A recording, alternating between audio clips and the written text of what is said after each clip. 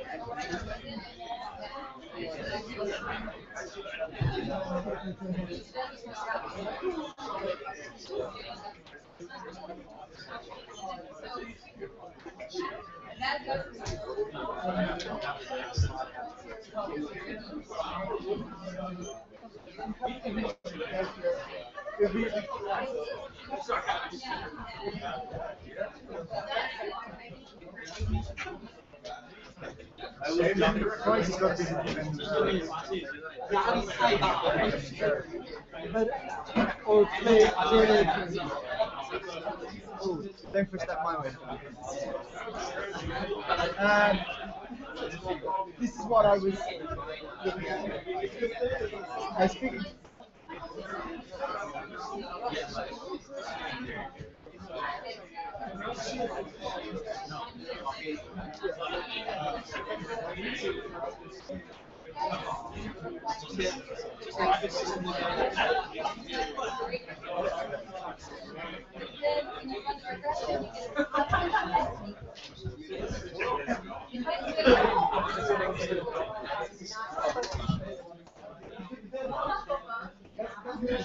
The negative.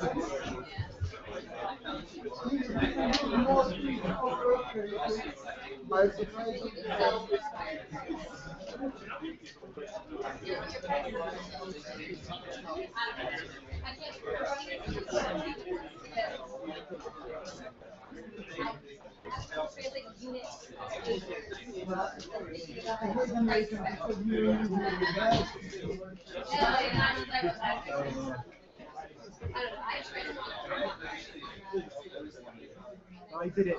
I'm speaking to John. Okay. Good afternoon. Good afternoon. All right. Hopefully the people in the remote world will have a better experience today because Mike has awesome new technology, but we will always keep improving if there's problems. What I'm going to try to do today is pick up and finish a little bit of yesterday's or Monday's lecture that I didn't fully cover, and then launch into actually the first lecture of Module 2. Meanwhile, in recitation this afternoon, the PAs are going to give you guys a little bit of coaching for the quiz, which will be the Module 1 quiz next Monday. Everybody should report to this classroom to take that quiz. If there's not enough seats for everybody who's going to take the quiz, we will use the overflow room again, and one of the PAs will monitor it over there. What else? Meanwhile, a week from today, I won't be here, and the awesome triumvirate, Troika of EA Excellence, will be covering the class. For that class, I've already posted the homework, and the biggest chunk of that homework, well, part of it is to read the new case, the IBET pension fund case, and but there's also an assignment which is your first Excel-based assignment, really. And so that will involve doing a little discounted cash flow, pro forma, projection, valuation of a property deal in Excel. And are you guys going to coach a little bit on that too? Right here. That's the plan. Any questions? Quiz. Unlike the practice quiz that I posted, will not have any multiple choice. And you will not need, and we won't let you even have the entire class period to complete the quiz. Probably an hour or less is the time frame we'll put on that. These guys are gonna practice take the quiz and see how, from there taking it, how long you guys are going to need. We'll let you have a little more time than they do. Because they're, you know, they're veterans.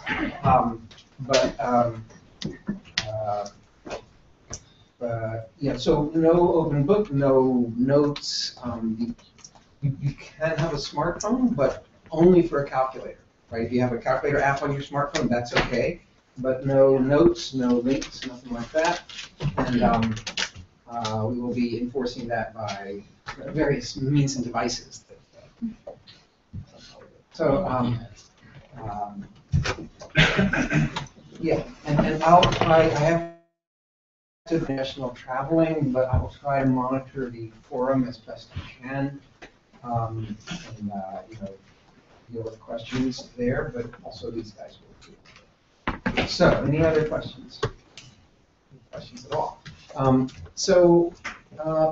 The lecture for Monday is Chapter 6 analysis. And let me just ask if there's any particular questions or any concepts you guys would like, any of you would like me to go over in that chapter. Before the, I'm going to go over in some depth the stock flow model, the dynamics at the end. But anything else before that? You guys all know what the basic 5 variables are: vacancy rate, market rent, the construction starts, completions obviously, gross absorption, net absorption. Anybody have any questions about what those metrics are?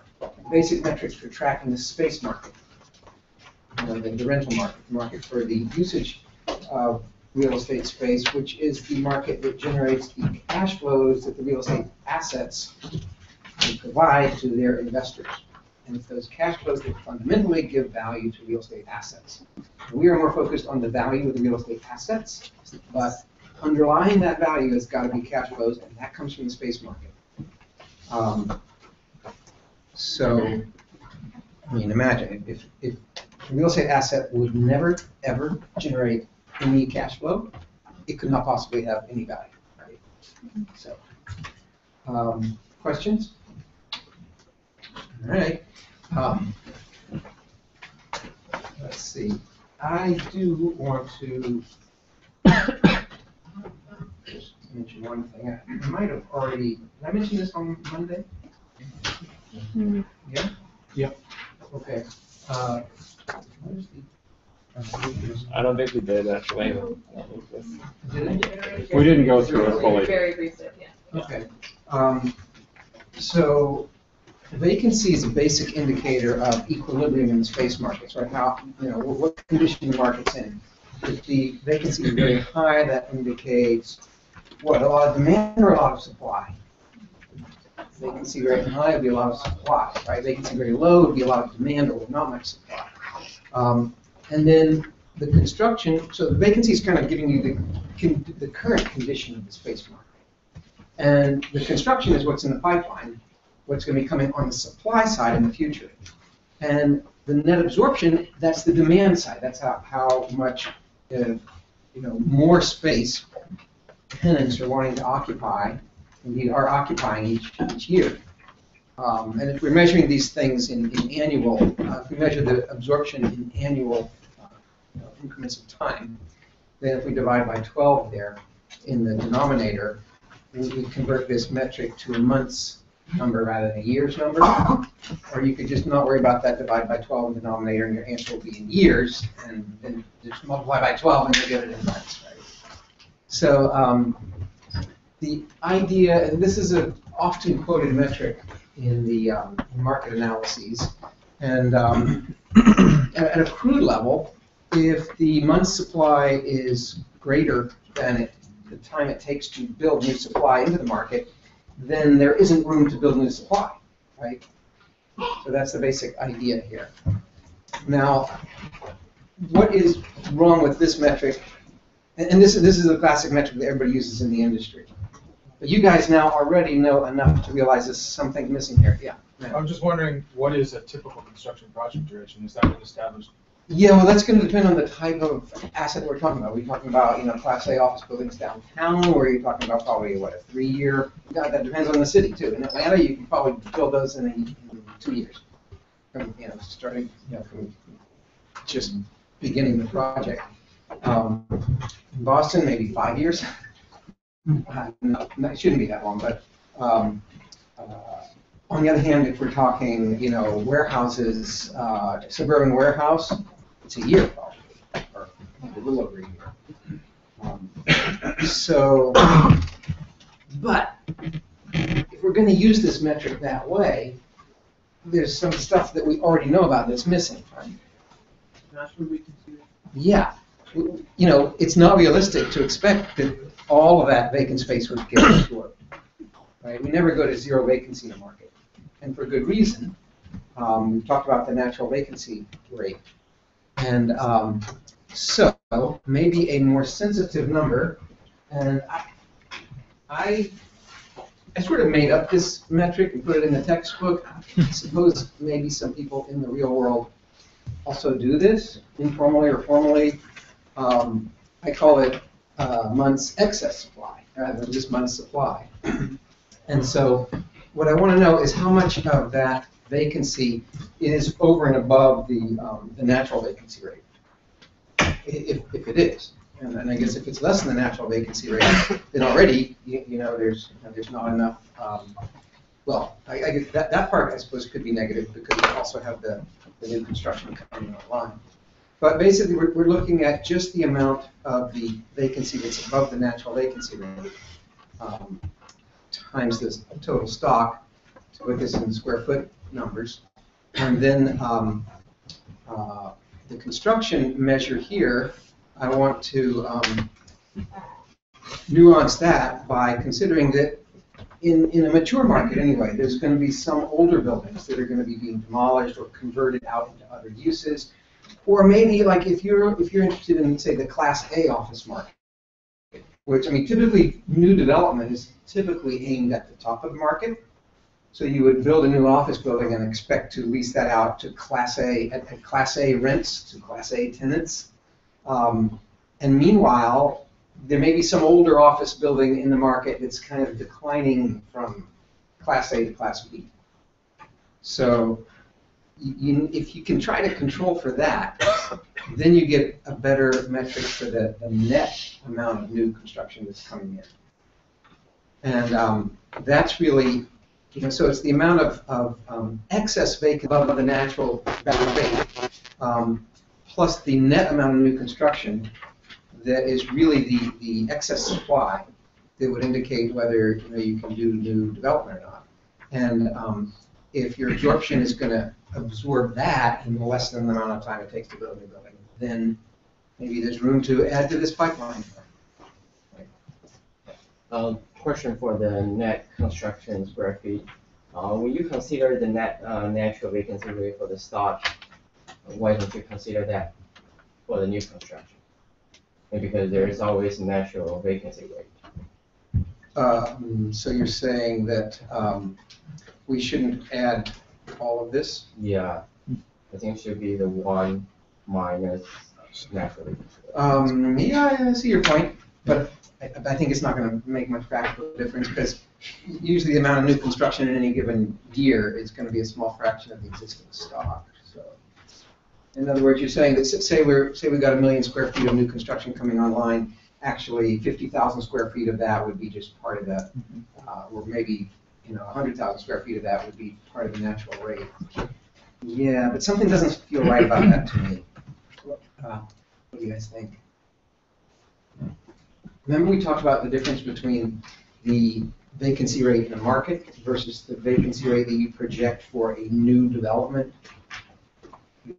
The new developers that are building these new buildings here, they're not going to stop leasing up their buildings when it reaches the natural occupancy level. They're going to want to fully rent out those new buildings, and they're going to be able to. Now, at what rent? But in general, a developer will basically get a building fully occupied, fully leased up. Maybe it's a bit of a real option, right? If they feel like the space market is going to be rising more in the future, they might hold back some space and not rent it out right away. But so in general, this new supply is going to get more fully leased up than the average in the market.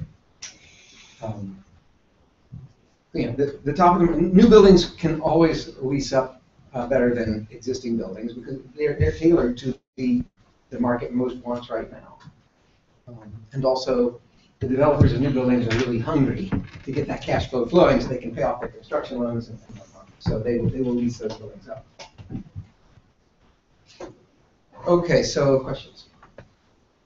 Well, I wanted to also dwell a little bit on this slide. Is that not showing? It's not fully showing what's on my screen.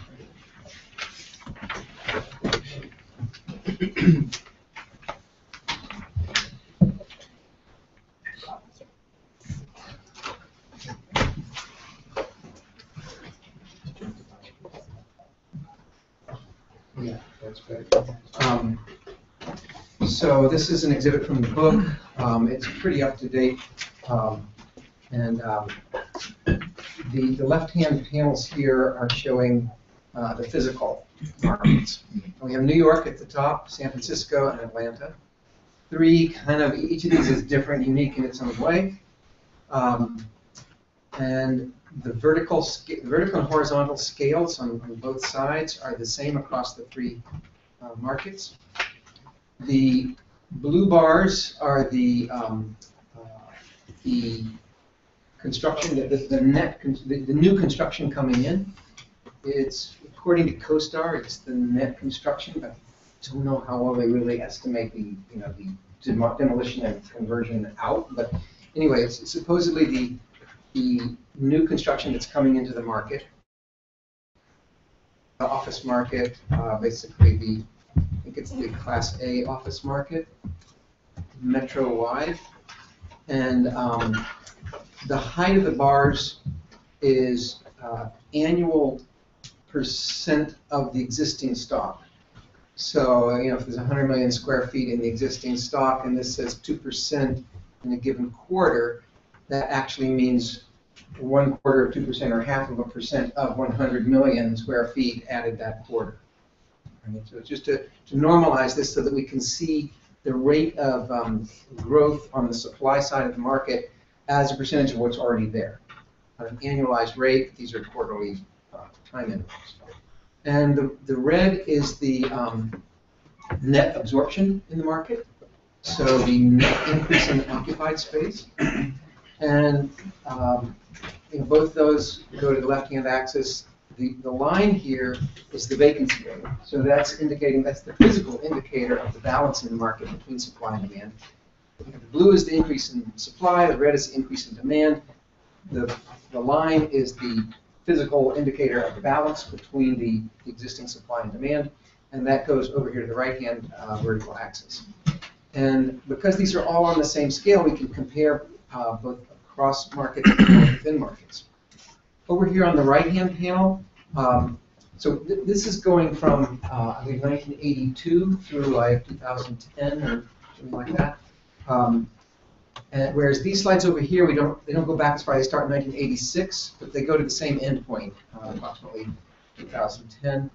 And so the purple line here on the right-hand side is the same as the purple line on the left-hand side. That's the vacancy rate, and that goes to the right-hand percentage scale here.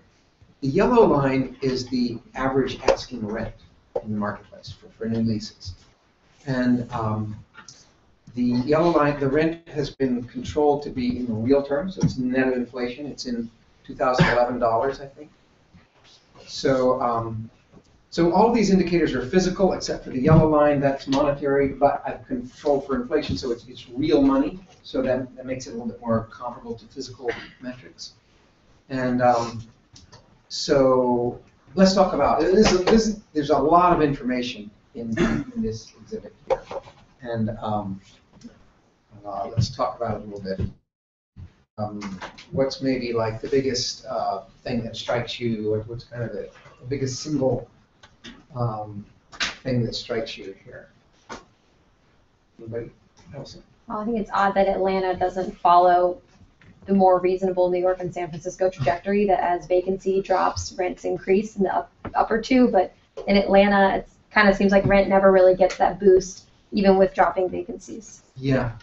Atlanta's rent does behave quite a bit differently. There's a little bit of a weird thing there dropping off in the late 1980s.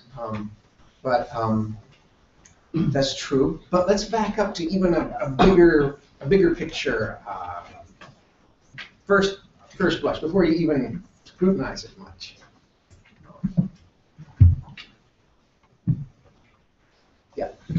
Kind of looks like absorption is pretty closely correlated to the vacancy. So as more positive absorption occurs, vacancy rates slowly decline, and the opposite as well. Right. We've got a lot of excess absorption in the 1990s here, absorption excess over construction, and simultaneously falling vacancy rates. That's most prominently obvious in the 1990s during the big boom then, but we see it to some extent in the mid-2000s. Yeah, okay, I guess to me, it's just me, but two most prominent things immediately strike me.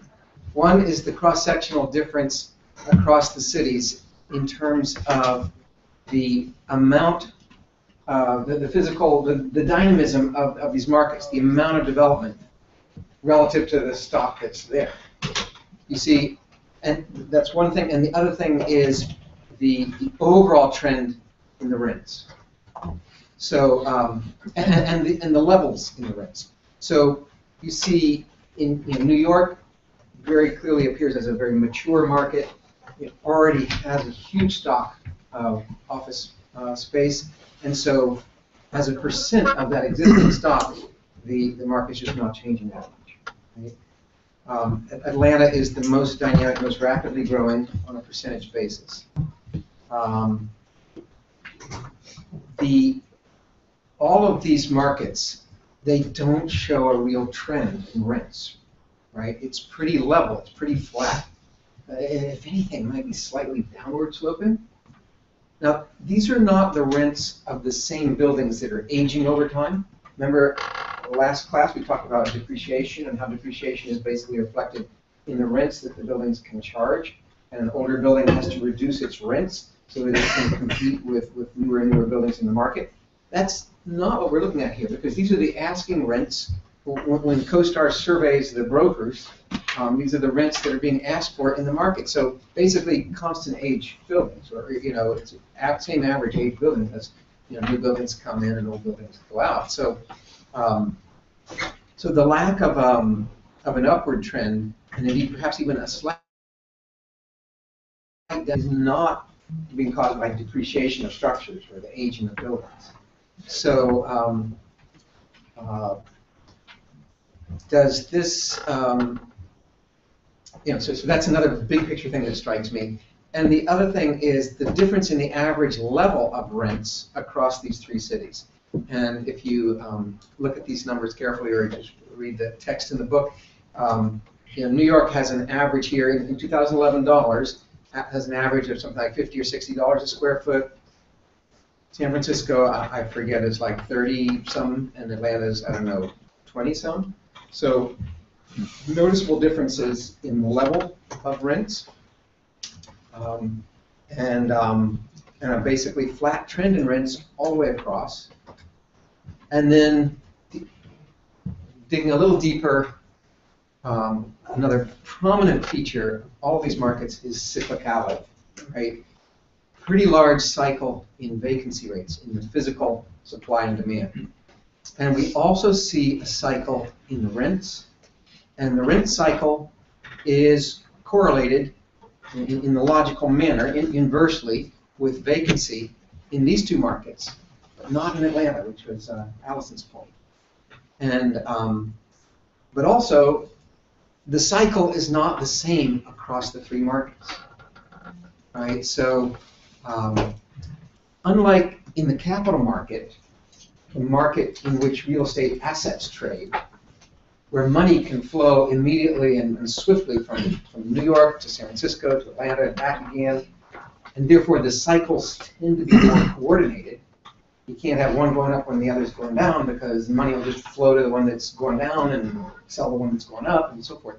So, you tend to get a lot more covariance or cross-correlation in the capital markets, in the asset prices.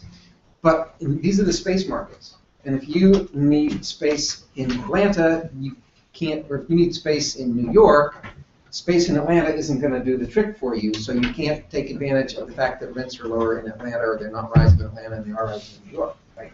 Unlike in the capital market, where you can easily, sell New York and buy Atlanta. So, so that's how we can get these different cycles across these different markets. And now, why is this important for investors? I said this isn't the capital market, this is the space market. So investors are going to be buying and selling in the capital market, in the asset market, property asset market. And there, you might have a lot of cross-correlation. But why does this still also matter for investors?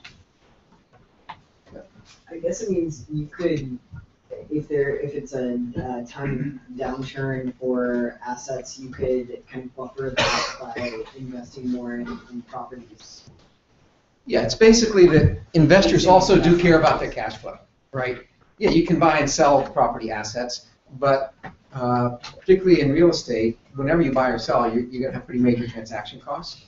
Most investors don't, unlike perhaps in the stock market, the bond market, where you can trade very quickly and easily, most investors don't buy commercial property just to flip it in a year or two. That does happen in certain circumstances, but you're usually buying for the long haul. So the fact that capital market prices may be going up or down is certainly interesting and important, but you will be experiencing the cash flow cycle. Your property is exposed to the cash flow cycle the market it's located in. And that will be governing, how easy it is for you to lease vacant space in your property, rent it out, and what rents you can get, and therefore it will govern the cash flow of your investment. And that's a big part of the investment return. So this certainly matters to investors.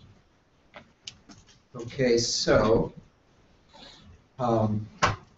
one thing we are seeing here is the difference in the average vacancy rates across these three markets.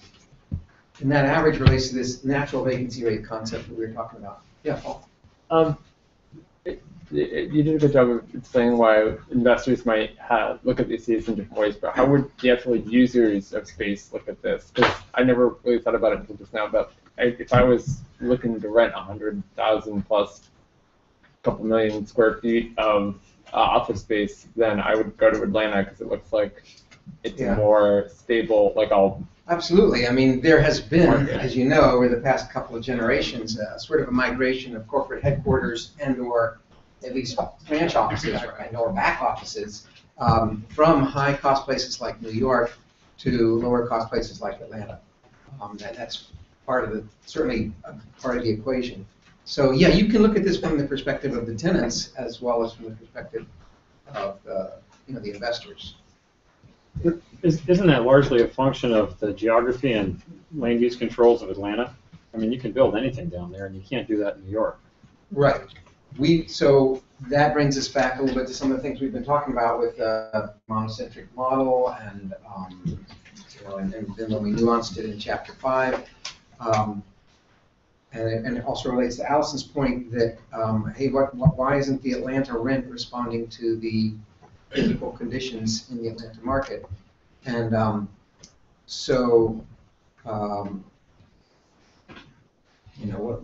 what's going on there?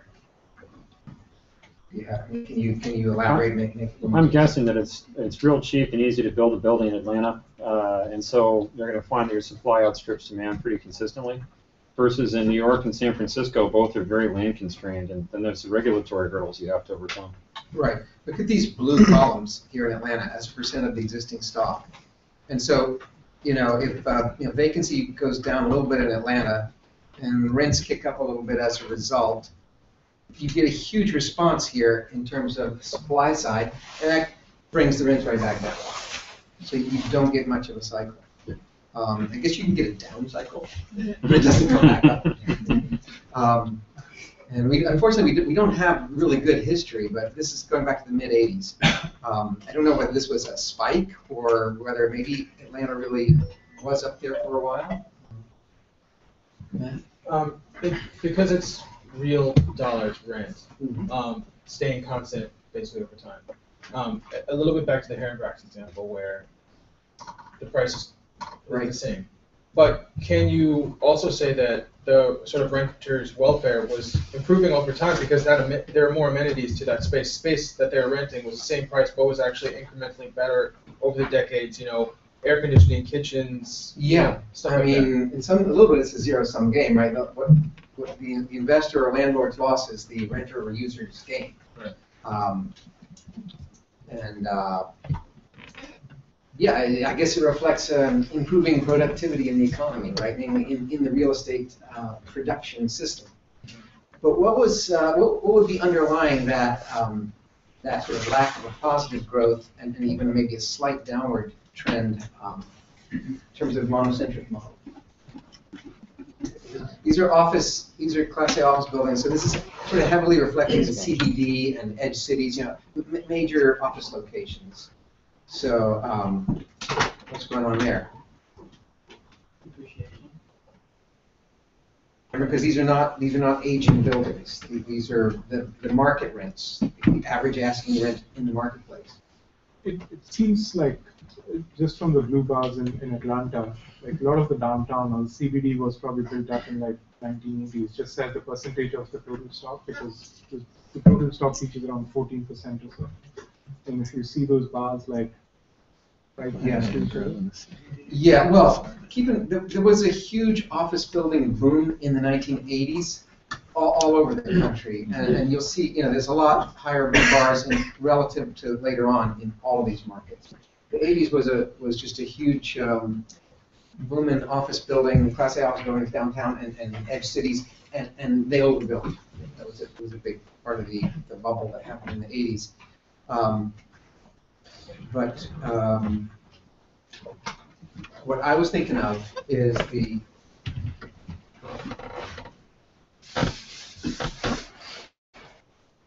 point about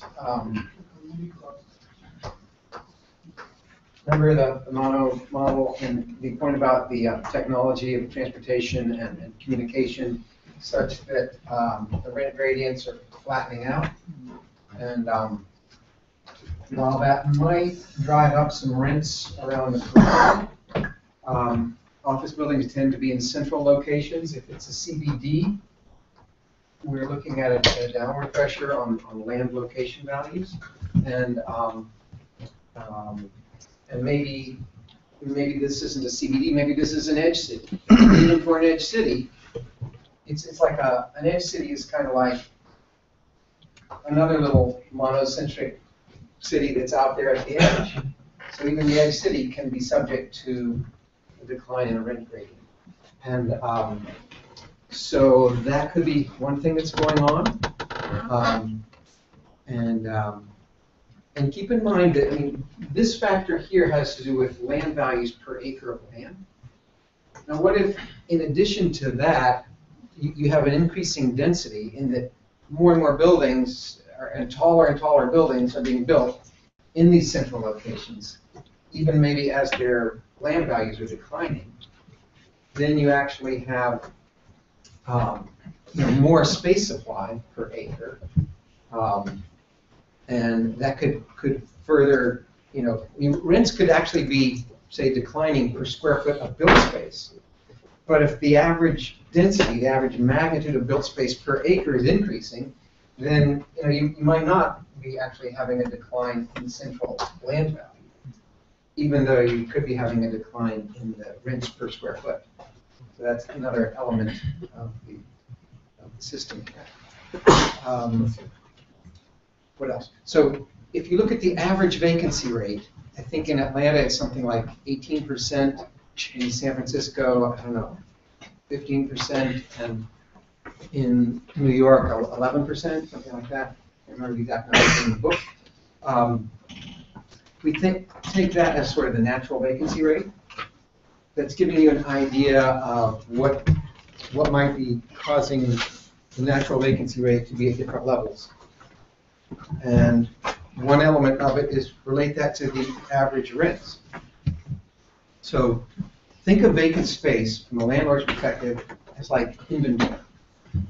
So if you're selling widgets, you got to keep some inventory of widgets because people are going to be coming in the door of your store wanting to buy widgets.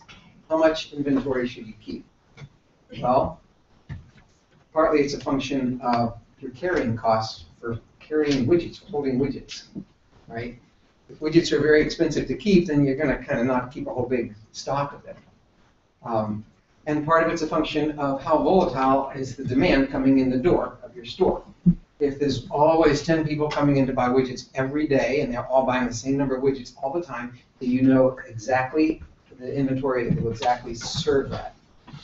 But if some days it could be 100 people coming in, and other days nobody's coming in, but you don't want to miss any customers, you have to have a bigger inventory so you can supply those peaks.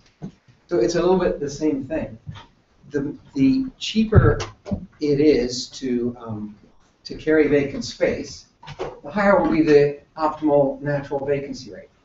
And Atlanta's cheaper, both on a value per acre basis and on a value per square foot of built space basis. So that reason alone would make sense for Atlanta to have a higher average vacancy rate in the market. Now again, that doesn't mean that when a developer builds a new building in Atlanta, they're not going to fully lease it up. They're just going to try to do that. Well, they may have more competition in order to do that, they may have more competition from other new developers in Atlanta, and so they may have to not rent it as high a rent as they would like, and that's why the rents are staying down here. But so Atlanta's got cheaper carrying costs for that inventory, so you're going to have a larger inventory. And what about volatility?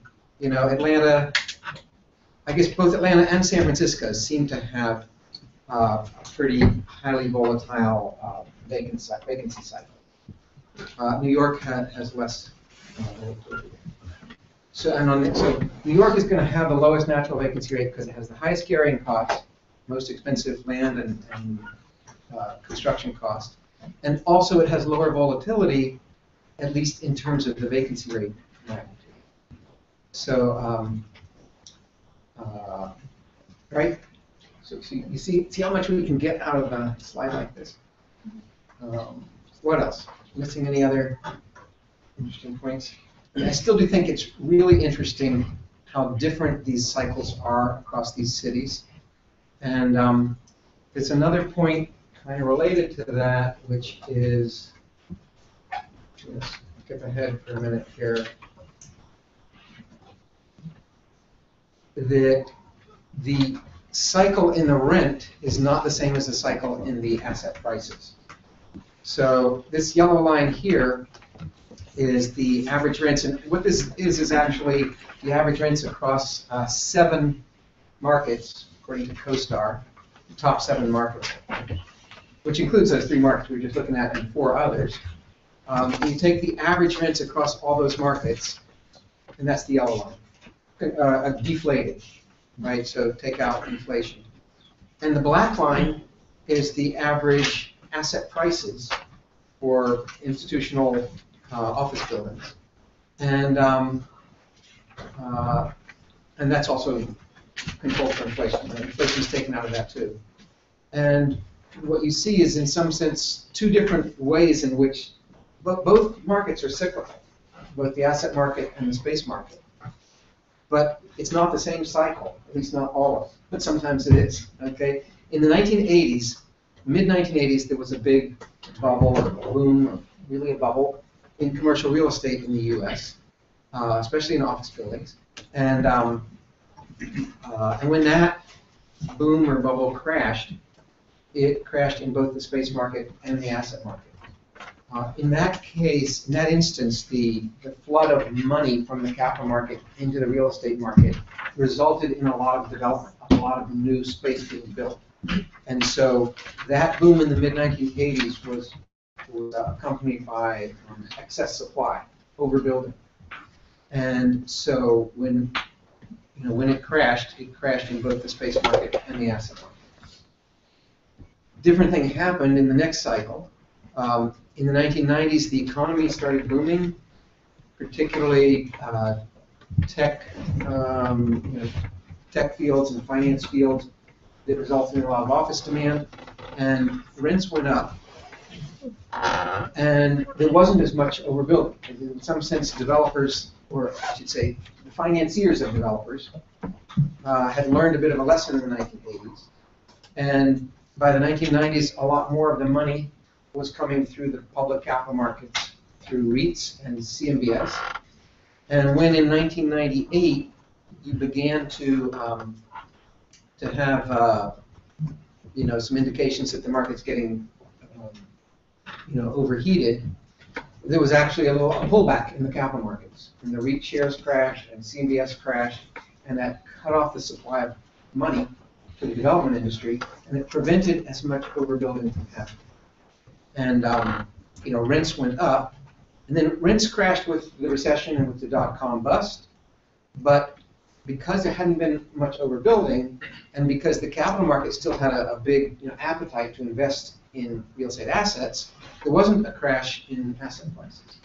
Indeed, what subsequently happened in the 2000s is we had a run-up, money really being hurled at commercial property, and a big boom in asset prices, not particularly reflected in the space market, because there wasn't the recovery in the 2000s decade was not a very strong recovery. There wasn't that, and the economy was structurally shifting, so there wasn't that much growth in demand for office buildings anymore.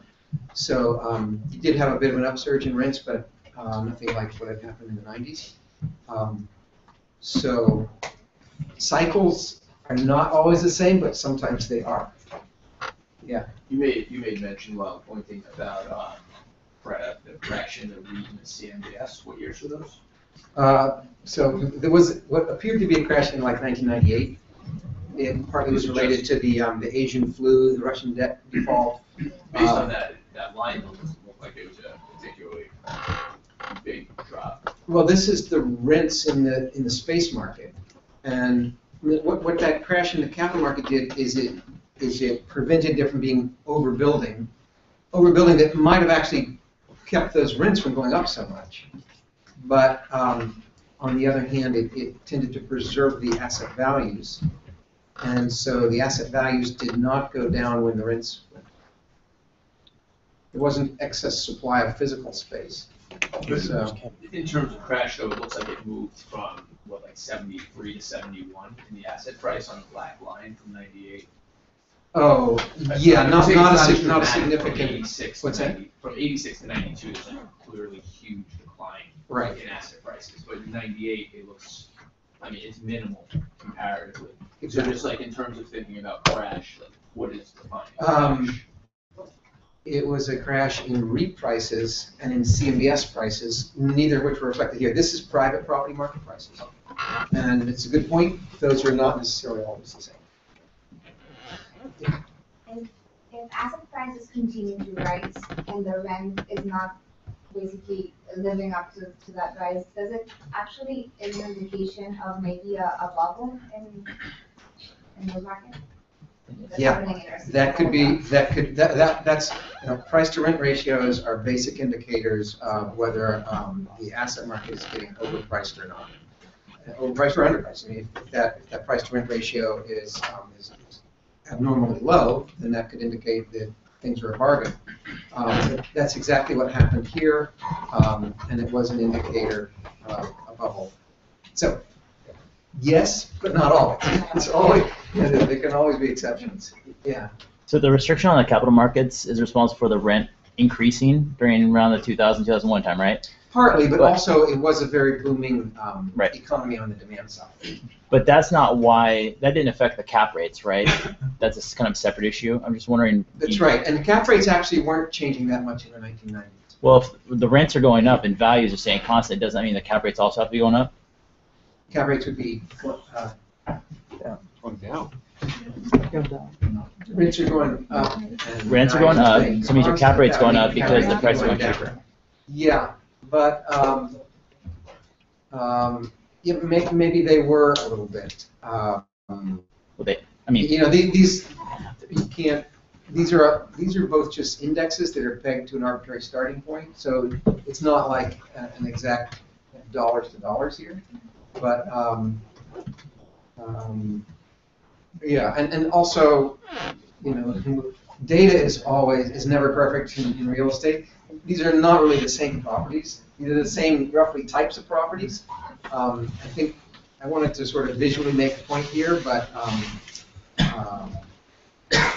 you know, you have to go back and look at the history of cap rates in specific markets. I mean, they got to be roughly consistent with these two numbers. So yeah, there must have been some expansion, some increase in cap rates during that period. but we don't know why. That's not related to the capital markets. It would have been. That was my question. It would have been just rents running out ahead of the asset prices. If the asset prices are being held in check by a stopping of flow of funds from, you know, REITs and CMBS, while the space market's still strong, and, you know, so new supply is not being added to the market, but new demand is. That's driving up rents, while a lack of funds flowing into the asset market is preventing asset prices from rising correspondingly. You would get an increase in cap rates. Okay. But it might be more of a temporary. In this case, it was temporary. Yeah. What you clearly had is a reduction in cap rates starting in the early 2000s. Right. The secular move in cap rates, the so-called cap rate compression or yield compression, really started after the dot-com bubble, you know, in the 2000s, and it was related a lot to interest rate policies of the Federal Reserve, keeping interest rates down, real interest rates down, and also to, I think, foreign capital really flowing in, really began to get a lot of capital from emerging markets like China and India. Not necessarily directly coming into U.S. real estate, but just sort of entering the global money market or the global capital market. Okay, so what I want to also talk about here is this stock flow model. So, but go back to the motivation of that. So what we see here is a lot of cyclicality in the space market. And what could be causing that cyclicality? So I mean, here's these are 7 different space markets for offices, and you see a lot of cyclicality. 3 of these are the ones we already looked at. Here, on the other hand, are apartment markets. Same metro areas, you don't see nearly as much cyclicality. So even in the same metro area, 2 different kinds of property can have a different cycle in the space market. Because if you need an office building, an apartment won't work for you. If you need an apartment, an office building won't work for you. You have these segmented markets. But a characteristic of a lot of space markets is cyclicality. And what could cause this? Why are space markets cyclical? There's a lag in construction. Okay, so how does that make cyclicality? Because if the rent rise, first of all, the vacancy drops, and then that triggers the rent rise. Yeah. And then after a while, people start to realize that rent has risen, then they start to construct, and then that there's a time lag. Right. And that creates cyclicality. Okay, so if there's not too much sort of forward-looking behavior, then those kind of lags in themselves can tend to cause they'll cause changes in rents and in vacancy. In terms of it being cyclical, that would require that the changes reverse themselves and then happen again. All right, so it would suggest that there's some sort of a repeating or lumpiness in the way, maybe, you know, let's say demand, this is time, say demand is growing smoothly, but supply for some reason comes in lumps. So that's demand and this is supply, and for a while the supply doesn't grow, even though the demand's growing, so rents are going to grow, vacancy's going to fall. then all of a sudden the supply really comes in. You get a big chunk of supply coming in, and so now it's going to bring the vacancy down and the rents down, but then the supply doesn't come in for a while. So we could have this kind of a process. And if there's a tendency of us to come in big lumps, whereas demand is kind of more constant, that could cause the kind of thing that you're talking about. Yeah, there's some evidence that this does happen. One reason why it happens has to do with information and human behavior. Let's suppose there's a lot of fuzziness out there. There's a lot of uncertainty. Nobody knows for sure even what the current demand is, never mind what it's going to be in the future.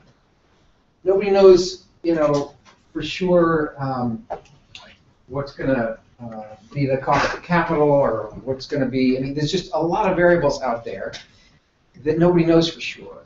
So when there's a lot of uncertainty, you don't know really whether you should build now or not. We talked about those month supply variables and how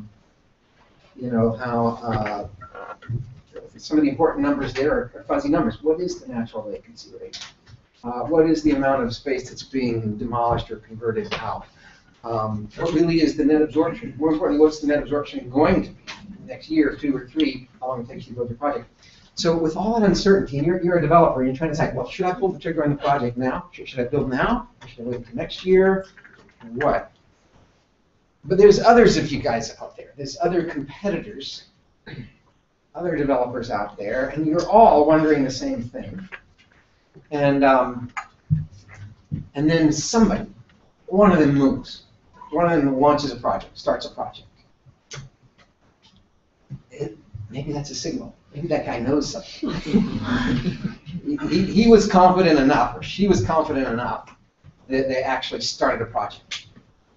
So you were a bit uncertain, you were unsure, now you're thinking, okay, this is another piece of information, another indicator that maybe, yes, I should go. It is time to go.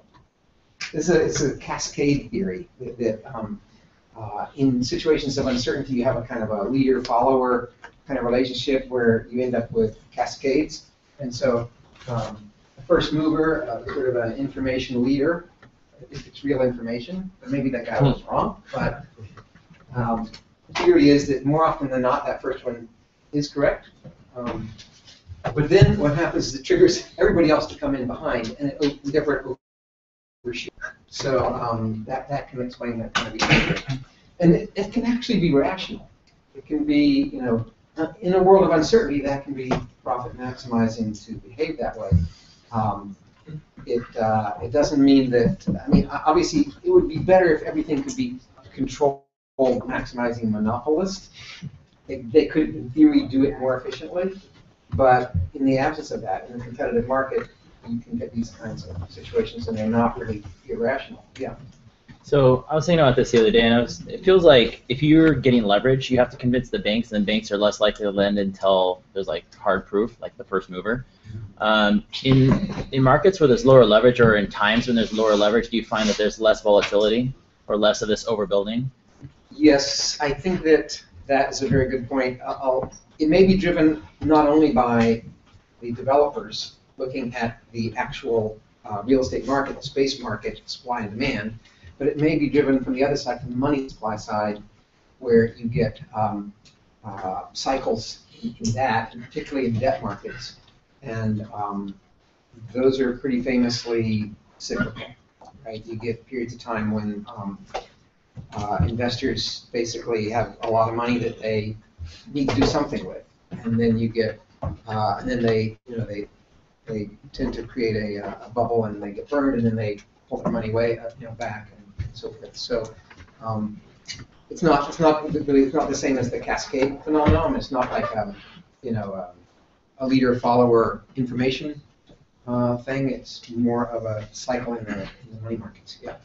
In terms of rational actors, it kind of helps shorten the cyclicality in that you want your building to be ready just as soon as the demand market recovers. So you do want to hurry up and shorten the downside as much as possible and get going absolutely as early as possible to anticipate that. Yeah, but hopefully not too early. Right.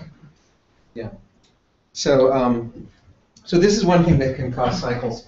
Another, a fundamental thing that can cause cycles is simply if the demand itself is cyclical, right? Instead of the demand constantly growing, if the demand tends to have spurts and then recessions, and we know that there is a business cycle, that the underlying employment and need for built space has boom periods and it has recessions.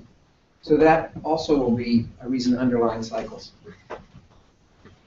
The point of this model here is that even in the absence of those reasons for cycles, you can still get a cycle just from the internal dynamics of the real estate space market under the assumptions of this model. And a crucial assumption of this model is lack of foresight, myopia, on the part of all of the players in the system. And in that respect, this model simplifies reality. In the real world, people do try to look ahead. They do try to have foresight. They do try to predict the future when they make their business decisions. But they're not perfect, right? So this model captures probably some of the reality, even though it maybe oversimplifies or it ignores some of these other causes of cycles, but it shows how there can be cycles. It shows you in some sense how easy it is for cycles to happen. So let's just real quickly go through the model. This is saying that this is the developer behavior. The model consists of 6 mathematical equations, and they're linked together in that the outputs of one equation on the left-hand side here becomes the inputs of another equation on the right-hand side here. Actually, therefore you can collapse all the equations into one great equation, which is dynamic. There's different values at different periods of time, so that the future can be predicted from the past, and you can run it as a dynamic system, into the future across a history of time. And that's what you see in the simple Excel model that implements these equations.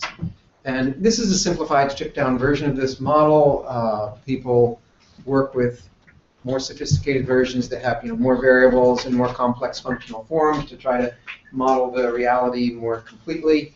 And there are consulting firms, econometric firms, such as CBRE Econometrics, the firm that was originally founded by Professor Wheaton here, and there's others, and they use these kinds of models to come up with forecasts of what's going on in the space markets. And these models are used by a lot of sort of sophisticated institutional decision makers, ranging from, for example, credit rating agencies like Moody's. They'll subscribe to the forecasts of CBRE Econometrics based on these kinds of models to help them decide how much risk they think there is in a given CMBS issue. So this is a stripped down version of it. And I should say some of the more sophisticated versions do try to take into consideration some of the forward-looking behavior, and also they explicitly bring in the capital market, because here we are not, so K is the replacement cost rent level, and that's coming into the equation here for the development, the amount of development. But what do we know replacement cost rent? Back from chapter 1. It's the rent when the development triggers. What's that? It's the rent when the development triggers. Right, yeah, that's what it does in this equation here. Whenever the rent is above the, whenever the rent is above the replacement cost rent, whenever the market rent is above the replacement cost rent, it causes construction to be completed L periods later. And whenever the market rent is below the replacement cost rent, there's just not going to be any new construction started. But what's the formula for replacement cost rent?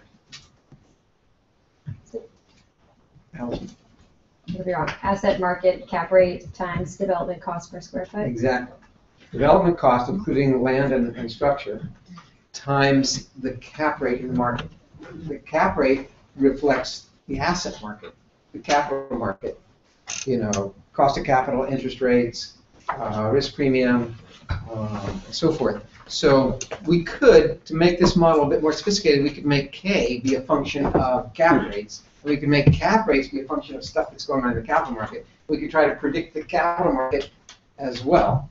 And some of the, more some of the more modern models do that. But let's just look at this one. So this is saying that it takes L periods to complete a building once you've started it. And so go back L periods ago, and if the market rent at that time is greater than the replacement cost rent level, then you will build. And how much you will build is a function of, first of all, how much greater the rent is than the replacement cost rent level, and secondly, this parameter here, which is a sensitivity or elasticity of supply. How much new building do you build per dollar of rent excess above the replacement cost rent level?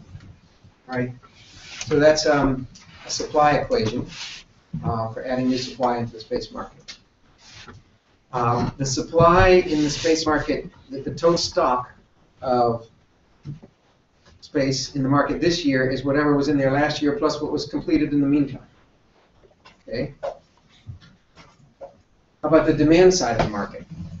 So this demand is how much space tenants would like to occupy at a given time. And we're going to have a scaling parameter there, but it's basically going to be a negative function of the rents they have to pay. Right? The higher the rent, the less space they will want to occupy. But it's a positive function of the fundamental amount of need for space. So N could be the number of employees that need to work in that market, or it could be the number of households that need to live in apartments. And then these parameters, so the tau is a technology parameter that's going to say how many square foot does one office employee need? That's a function of sort of office technology and so forth. Or preferences, if it's apartments, and this is households, then it's how much space does the typical apartment household want to have. So and then the rent, this eta, this is a Greek letter called eta. It looks like an N, but it's an eta. And so it's another elasticity parameter. That's how much the demand responds to the price of space.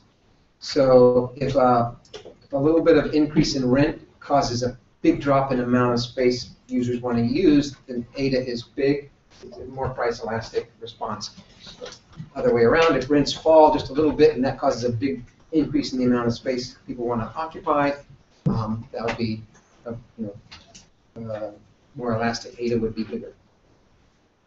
Okay, so that's the demand equation. I mean, these are really the two most fundamental equations. The supply equation here, which is the developer's construction behavior, and the demand equation here, which is the users, the underlying users.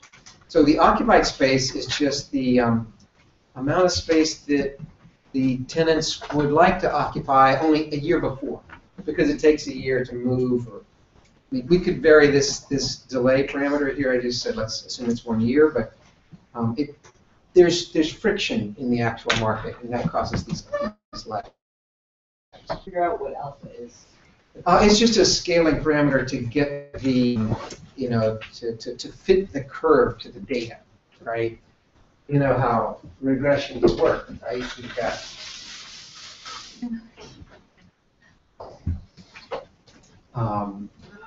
you've got rent here on the horizontal axis and the amount of occupied space that they want to use here, and we've got all these data points, and we estimate a curve that fits it.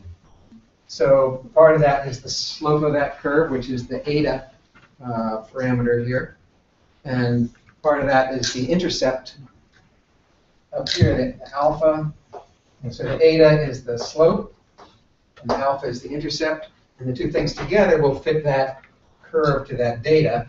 Should it be this or this? So it's not like the already existing demand or housing stock or anything. Look, I mean, the mathematics of it, formally, it's the amount of space that the market would like to occupy if the rent was 0, right? There's only so much, even if office space is free, you still don't want a million miles of it. You know? So, okay. In the real world models, these are not necessarily linear mathematical functional forms. They might have all sorts of different shapes.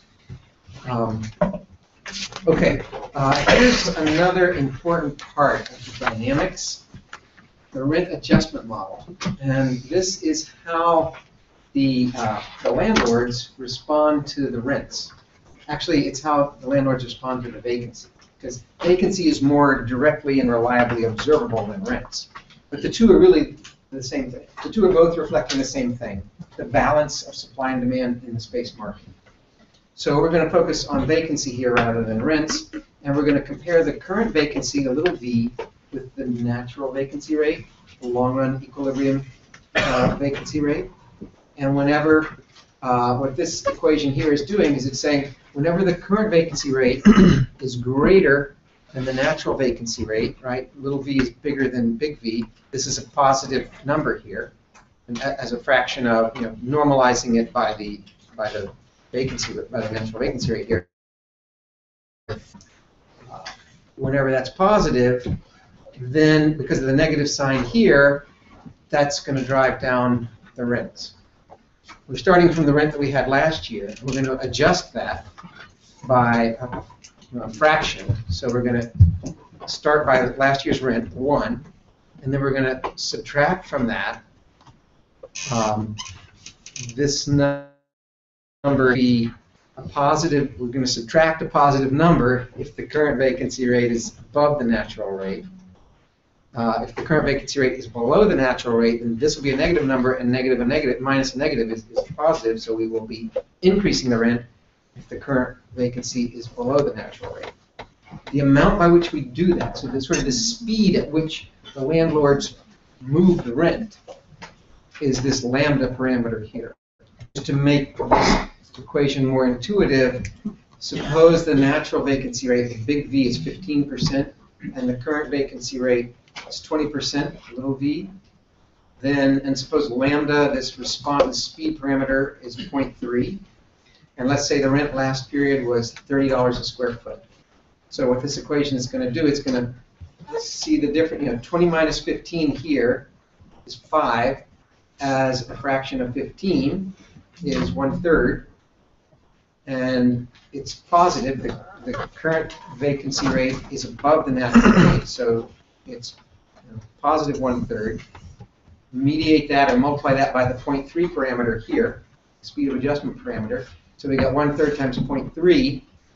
That enters as a negative here, right? Because we got current vacancy above the natural rate, so that's going to drive rents down. Take that fraction out of 1, and what it means is that we're going to reduce the previous rent by 10%. And so the rents would drop. The landlords would reduce their rents from last year to this year from $30 a square foot to $27 a square foot, as a result of this the difference here between the current vacancy rate and the natural vacancy rate, the market balance vacancy rate.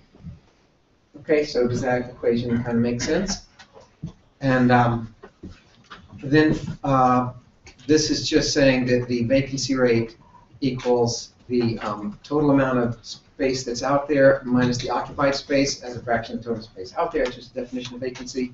And so that's all 6 of our equations. 6 happens before 5, I don't know why. I think because I described it in that order in the book. But, so that's the model.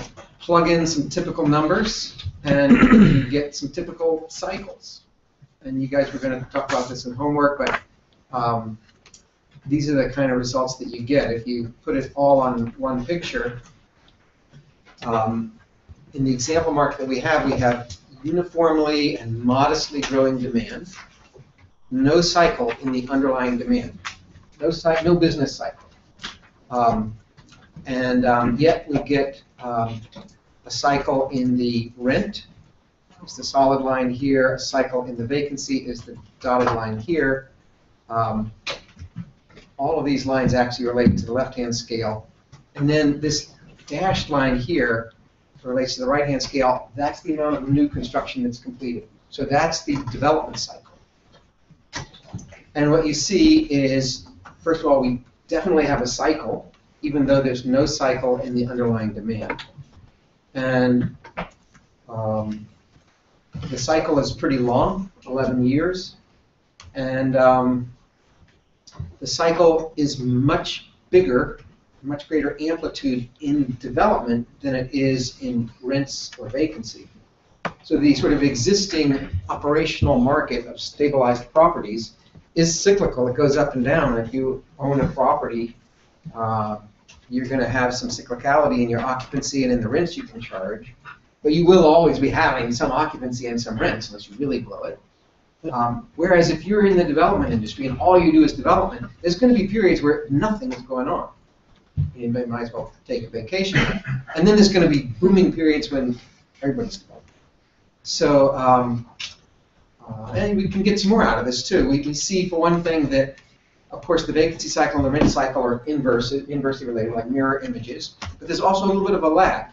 And the vacancy cycle peak slightly exceeds by 1/4 of a cycle the rent cycle trough. Vacancy moves first, landlords respond to that, rent moves a little bit later, and you get that slight lead-lag relationship between vacancy and rent. You also see that the amount of new space coming in, the development industry is peaking in the amount of new space it's putting into the market just as the rents are troughing, are at the bottom. And, well, actually, no, I'm sorry. It's just as the vacancy is peaking. Partly it's cause and effect there, right? They're putting a bunch of new space in the market, which is just not quite when the rents are troughing, but when they're low and heading lower, right? They're a quarter cycle away from their bottom. So it's like perverse. It's like the opposite of what you would ideally like if you were a developer. So these are characteristics of the cycle that are kind of built in to the dynamic, to the model that we put in there. So what you also, did any of you guys play around with the actual Excel model? What did you find? Anything particular strike you? You change, like, you can change the parameters, you can change the lags, you can change the sensitivity, these response parameters. What did you find there? The wage growth, if you set it to 0, everything turns off. It just completely dies.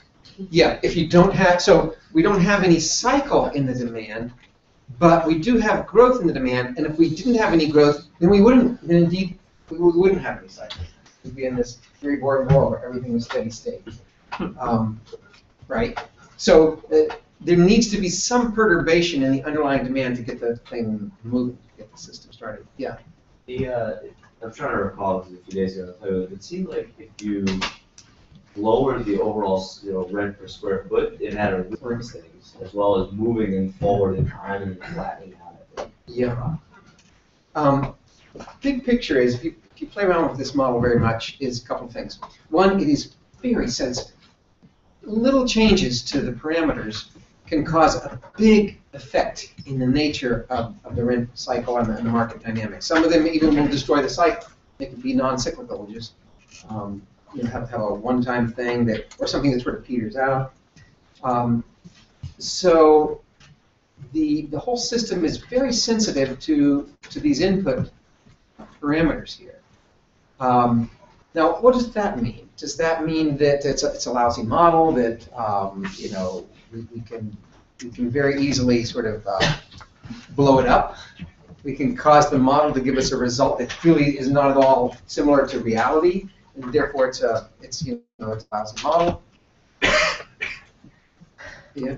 As a developer or investor, it's very difficult for you to actually think this is what is reality. For you, the implication is that there's a lot more risk than even when you start the project. Yes, I think that's a good observation. If something changes, it's the source of some fundamental uncertainty that you have to deal with out there in the real world. It doesn't actually mean it's a bad model in the sense that if we can empirically fit models like this to the empirical data pretty reliably with pretty good R-squares, and they tend to work over time, then it's a pretty good model. And that seems to be the case, actually. I mean, these firms that do this kind of thing for a living, they work pretty well. So it just means that the real world is pretty finely tuned in terms of these kinds of parameters. And as you say, therefore you can get changes in the system pretty easily, and that can be a source of fundamental uncertainty.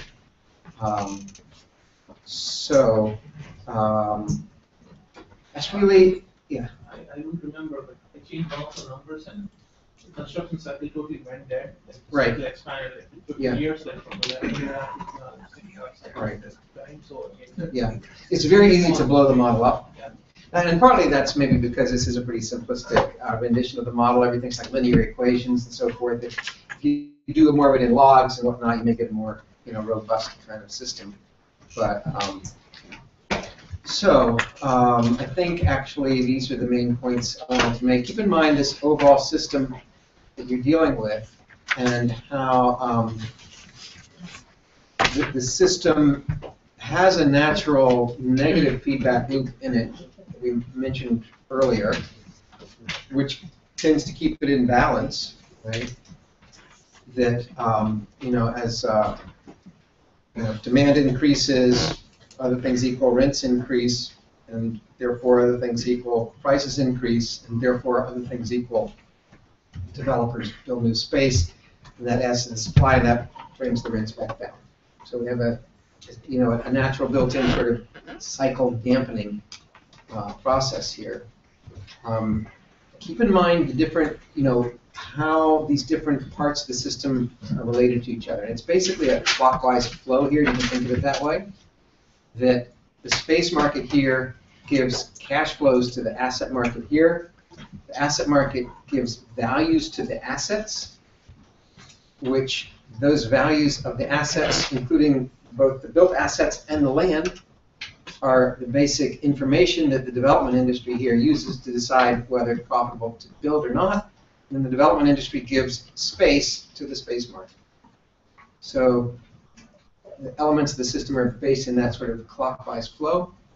The system, we've seen how it can blow up. It can have these, I don't know, so here I had the two arrows going opposite, so it's balancing, like, whereas here they're reinforcing and they're spiraling out of control, right? And you can have these positive feedback loops in either the space market or the asset market. In the 1980s, you tended to have the positive spiral it was in the combination of the development industry and the space market, where the rising demand here would lead to rising rents, would lead to more development, it actually stimulated. There was no break coming here from the asset market, and so it stimulated more development just because the rents were rising, and even when the rents stopped rising, you still had development coming just from a momentum, and because the asset market here was just pumping money into the development industry without really paying much attention to whether there was fundamental need for the space. And so we saw that you had both the space market and the asset market collapsing together. Whenever you get these positive feedback loops and you get these bubbles that they do burst, they can only go for so long. In the 2000s, it was more of a bubble within the asset market here, where rising prices in the asset market, quite apart from anything going on here with rents in the space market, led more money to be invested in the asset market, which led more price rise in the asset market, which led more money to be invested in, and so on until you had the crash in the asset market. So the crash in the 2000s was more just within this segment of the system. Of course, it also triggered a general recession in the economy, and that, of course, also dried up any demand for development. But so I've ended up taking up the whole period, just finishing up Chapter 6 and Module 1. Sorry about that, I'll have to catch up. But I think we'll figure out the strategy for dealing with that. I think still what you guys will do a week from today is really focus on that, the first homework assignment, the IBET case, and just doing a basic pro forma, basic discounted cash flow. And I can come back and catch you up the following week in terms of some of the more deeper or theoretical or sophisticated perspectives on the discounted cash flow and the pro formas and so forth in chapters 10 and 11. So I'm not yet too panicked about the fact that I'm like a half day behind, but so we'll be okay. So for now, really focus on module 1, studying for the quiz, and also maybe getting the IDEP case and reading it. And juggle it a bit, okay? You guys are MIT students, that's what you do. Any other last questions?